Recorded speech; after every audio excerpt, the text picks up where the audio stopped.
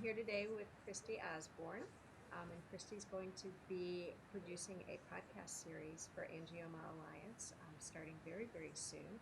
And I just wanted to ask her a few questions about her own experiences. Okay. So, Christy, tell me a little bit and tell us a little bit about your experience with cavernous angioma, how you were diagnosed, what happened after you were diagnosed. Right. Okay. It's fairly new for me. I'm actually right now 17 weeks past surgery. So in the beginning in 2014, we had gone on a cross-country trip, and when we returned, I felt dizzy and lightheaded. I had a headache. And after that, I went to take a bath, and apparently I passed out. So after I passed out, of course, I was pushed to go to the doctor for days before I actually went. And when I went to the doctor, they were worried I'd had a stroke. So I was sent to a CT scan, and when I went to the CT scan, they felt they needed to do an MRI. Then I was sent to the MRI. In the meantime, I went to the neurologist and I failed the test miserably. After the MRI, they saw that I had a lesion, and so we went from there. I had no idea what a cavernoma was or anything. I just wanted to research it as best as I could. But after it happened, I started to remember things that had happened to me previous years that I should have paid more attention to. The numbness in the hands sometimes. My hands would be almost cold, they'd be so numb. The headaches. I used to have visual problems, like the colors in the side of my vision, and it would come at the same time the headache, and I would think that it was just a migraine, but I could tell something was really wrong at the time. The back of my head felt really hot. The heat, I think the heat was more than anything that told me that, I actually thought about, is there blood in there? Is something happening? So after the diagnosis, we continued from there and trying to figure out, what do you do? I was lost. So I researched on the internet and found Angioma Alliance, and that changed my whole view of what was going on. We went to the doctor and the neurosurgeon, and he said, you're inoperable. It's really deep, and I don't want to operate, and you should just go live your life. And I wasn't going to accept that because I felt like after reading through the forums and all the information on Angioma Alliance, there was more that could be done. And I could tell from the discussions that he was having with me that there was more to this than he possibly knew. So I reached out to all the members and talked to them on the forums, and I actually was in contact with Amy Akers. And then in between that time, my neurosurgeon said that he wanted to try, the previous neurosurgeon, he wanted to try to do an angiogram on me because he thought I would have an attached AVM.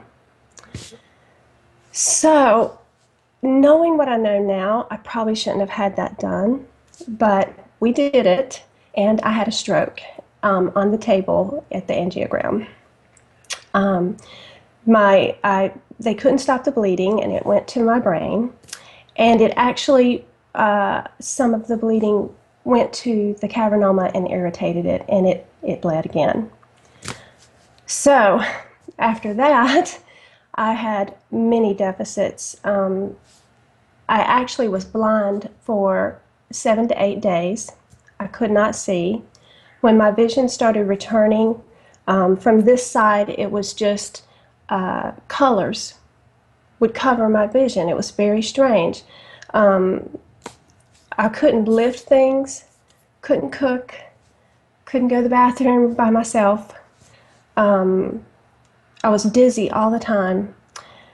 And it took a while to try and cope with it. because the main thing we were worried about is, am I blind from this? What happened? And, how do I get my sight back? So I reached out again and talked to Amy Akers, and she said, you have to get a second opinion. And here are some names. And after getting the names of doctors, I looked them all up and I found Dr. Spetzler, sent in my scans on their second opinion program, and they said they would take me. He said I'd had bleeds, and he said I may not be able to fix everything from the stroke, but let's give it a try. Let's get it out. He said I can do it. So that changed our world. I spent the whole summer, doing things we wanted to do, preparing for the surgery. We went in September last year and had the surgery. We were really worried about deficits. When I came out of the surgery, I had trouble with my speech, and I had trouble reading. I had trouble writing. I could not write. It was complete change for me. But when I came out of surgery, my vision was clearer. And actually, I had some ringing in the ear before surgery, and it was gone. So he still can't explain why those things happen, but I'm not gonna ask questions. So I'm glad for how it ended up. So with therapy, with video games and trying to write some more, and I'm a homeschool mom, so between reading to my son, I've started to improve my speech, and I can write. I'm writing in my journal, and it just takes time. So it's slowly coming around. Yeah. It's such a great story. Can you tell me a little bit about the podcasts and what your plans are for the podcasts and what you hope to achieve with them? Yes, I can. So during Christmas, my husband and we play video games together because we had read a story about video games helping someone who had brain surgery. He said, you should try this. And at the time, before my surgery, I was having seizures. And the doctor there had said, video games might help a little bit. It sounds strange, but it will with your coordination, because I'd lost use of my left hand for a while. So I started playing them, and I realized I saw people streaming their games. And when I saw them streaming their games, I realized that some of them were streaming for charity. And so we donated to Angioma Alliance. We bought the T-shirts. We went to the Red Sox game, which was fantastic. I was like, I know I can do more. I want to spend, now that I'm out of surgery, I want to help more. And I want to utilize, this capability that we have. What can we do? So for Christmas, my husband got me a broadcasting studio. And he said, here you go. What can you do? And so I started seeing that those same streamers were making podcasts. And I thought, this is great for the millennials. They put in their podcasts, they listen to them, they select them and subscribe to them, and they can listen to them on their way to work. This reaches a whole new set of audience. It's just great. So I think that the human story, when people hear each other's stories about feeling the same way, what did you go through, it really touches people. And it's good to have the forums and that form of communication, but to actually hear someone's voice and know that you can empathize with them, it's very powerful. So that's what I'm trying to do, is create that I'm excited. powerful story. And I'm Right. very much looking forward to hearing them and learning from them as well. Yes, I think so.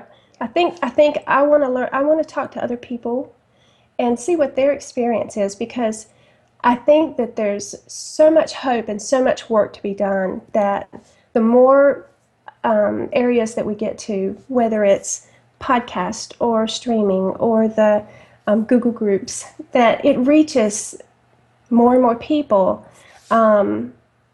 you'll create more than an audience, you'll create a community of support. Yeah. Yeah, right. So, is there anything else you wanted to share or tell us? Just that I'm excited to start the podcast. Yeah. I've got it all set up. I'm ready to start interviewing people. So I know. I guess in a way I want to say that I will be trying to find words, and I'll make mistakes when I'm making the podcast. But it's the authenticity of what the situation is. Yeah. So Absolutely. yes, Okay. that's right. Thank you very much. Thanks for Thank sharing. you. Thank you very much. Bye bye. Bye bye.